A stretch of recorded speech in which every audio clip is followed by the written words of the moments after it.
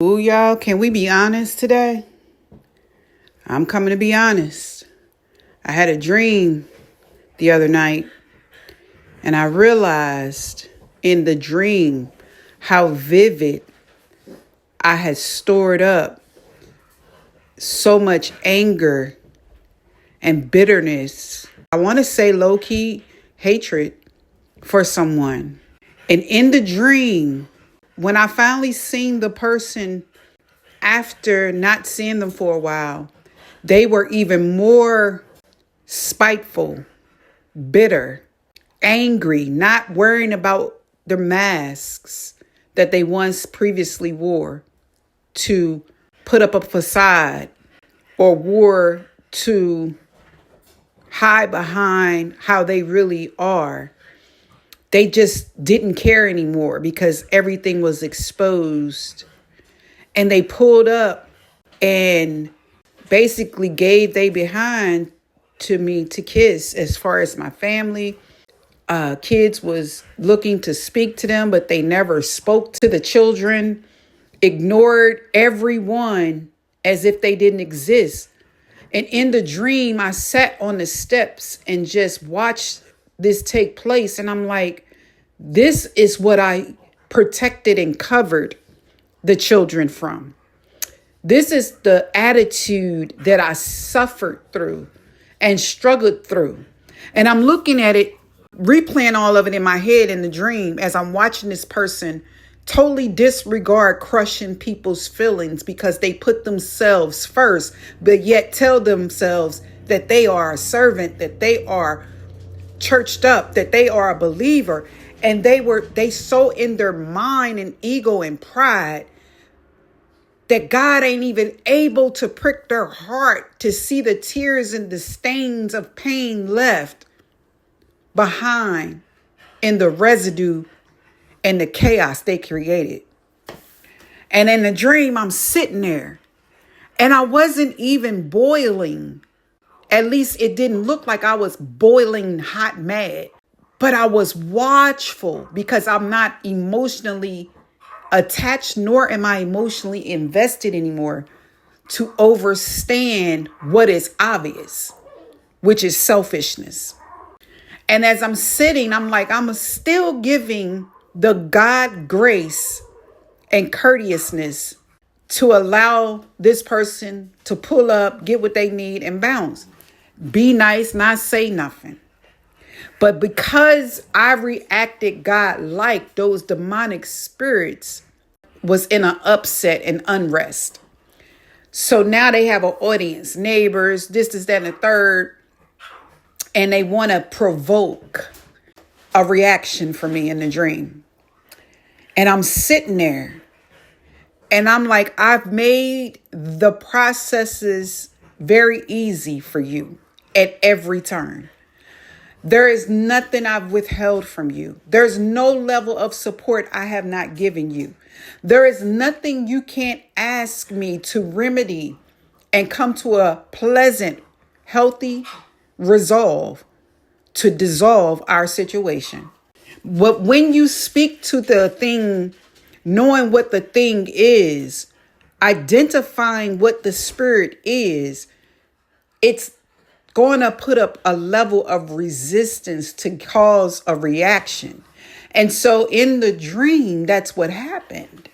The person started to tell me how they, in less than 2 months, are fulfilled with someone, how their life has changed from just meeting someone, which is obviously a lie. They've been dealing with them. But I'm looking at them and I said, well, that is great.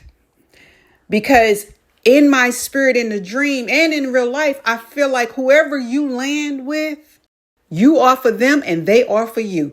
And I don't compete in games that hurt me. There is no competition with me, period. Now we can try to outserve each other, but we gonna laugh and skip for joy as we serve people. We can do that. Like I can find God's grace, love, joy, humility in that. But I would never be a competitor in envy and in something that has hurt me or jealousy. Ain't never gonna happen. Never. It never has, and there's not a need for it to ever occur. In the dream, when I didn't feed into that, they got irate and pushed me. And we being honest, because they pushed me back and I swung on them and they started recording. And in the dream, I immediately retreated my hands in my pockets. And that's something I do in real life. So I was like, oh, you on that. Then in the dream, something said, this is the reaction this person has always wanted. All your kids to come out. Now, mind y'all, I got 3 boys and a girl. They're adults. You know, that ain't going to go so well at some point in time. You know, people cover their family, you know. And so I didn't allow anybody to get involved because this was something I knew what it was. God was speaking to me and showing me clearly what devices and snares and traps that this person has always wanted to entrap us in. And that person always knew we were better than and greater than. But the goal of that spirit is to bring you to your knees, to make you feel lowly, LOWLY, as they are. So I ain't let it happen. So then in the dream, the person started talking crazy and threats started to come about. And then God showed me my weakness and my trigger. And I understood it when I woke up. How Satan uses these darts. He's aggressive. Kept coming. Ooh, I got one. I know she gonna flip. And in the dream, I ended up wigging out at the very end. And everything that was pent up for over a decade, the vengeance is not mine, but in real talk, in most situations in the flesh, the things that I've endured from this person, if I was another type of person, probably would have been handled a different kind of way. But I'm going to tell you this too. Even in thinking those thoughts, it is sin. Even in thinking those thoughts, it is not godlike. Whether I believe a person deserves something or not, it's still not godlike. So all of my dream had revelation to me that you harbored things, but I'm going to show you why I closed the door so abruptly, although it hurts you.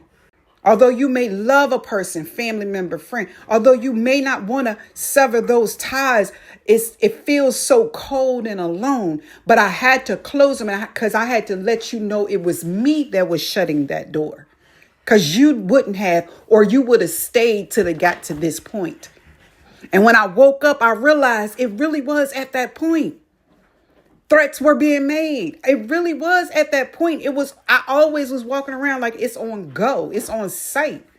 If you do this to me, if you keep doing this to me, if you keep idly setting these traps and you calling us family or you love us, it's going to be a problem in a scenario.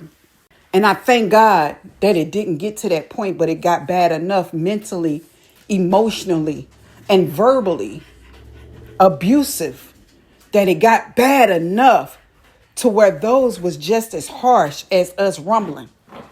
So in the dream, after I assaulted this person, in the dream, I felt relief as I was doing it.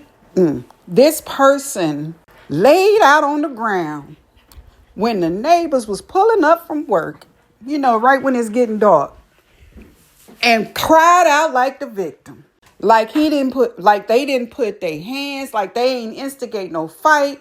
They had their phone on the whole time, and the person called the police. I'm in front of my house. You done violated and disrespected. You said you wasn't going nowhere. Yeah, I could have went in the house. Yeah, that's what the law would tell you. You're safe. Go in the house. You didn't have to stay outside and entertain this foolishness. I ain't going to hold you. That's true.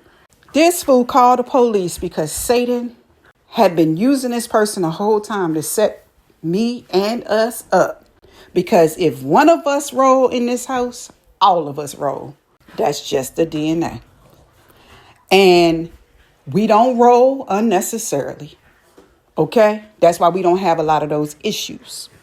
So when they called the police, the kids is still waiting for this person to just even say hi to them, as their loved one never did. So not only did this person violate me, he was intentional on violating these kids to show them that he never gave a note, nothing about them, nor their parents.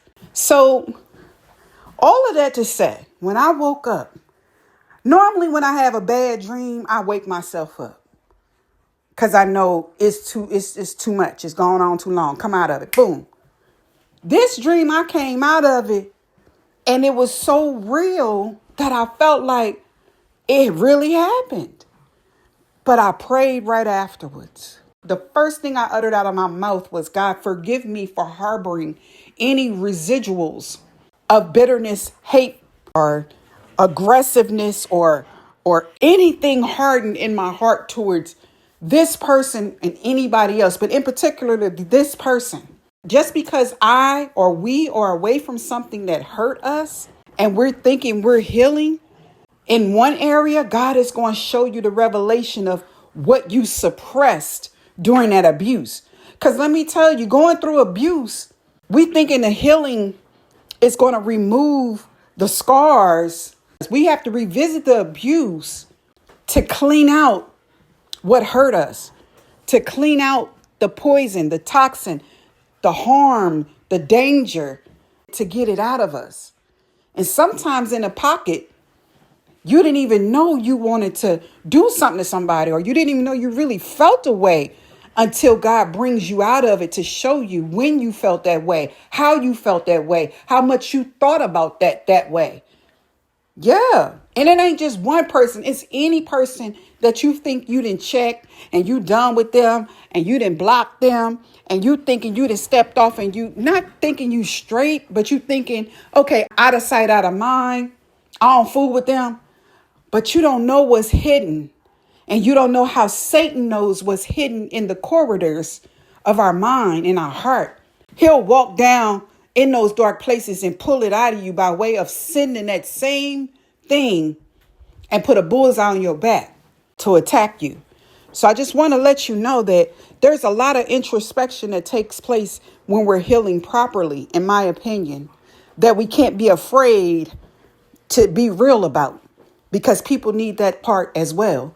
And I'm grateful because when I got done praying, I said I was praising. Thank you, God, for removing us out of one another's life, because God showed me that it was already like that. But I spared the both of you so it wouldn't get to that point. Because even though you don't like a person or they abuse you or they misuse you, I don't want that for nobody. It ain't about being locked up, because in the dream, my daughter was like, oh, well, we got bail money.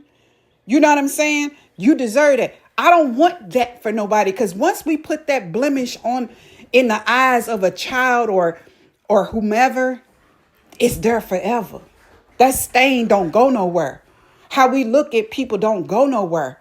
How kids think people are in marriages, in families. That ideal of what they seen doesn't go anywhere. They have to now shift and create a space where that doesn't happen. So they're already anxious and on guard that this potentially could happen, because I've seen two great people that had a bad day that mishandled that bad day and mishandled one another. So I just wanted to come, wake you up this Wake Up Wednesday and let y'all know that, hey, it's a lot of introspection and healing. I know y'all know that, but let's be real about the introspection. Let's be real about what God shows us about us. Amen. All right. Until next time, this is your girl, Miss Motivational Mogul Mindset, Ava Cherie, the Inspire. God's love and God's peace to you all.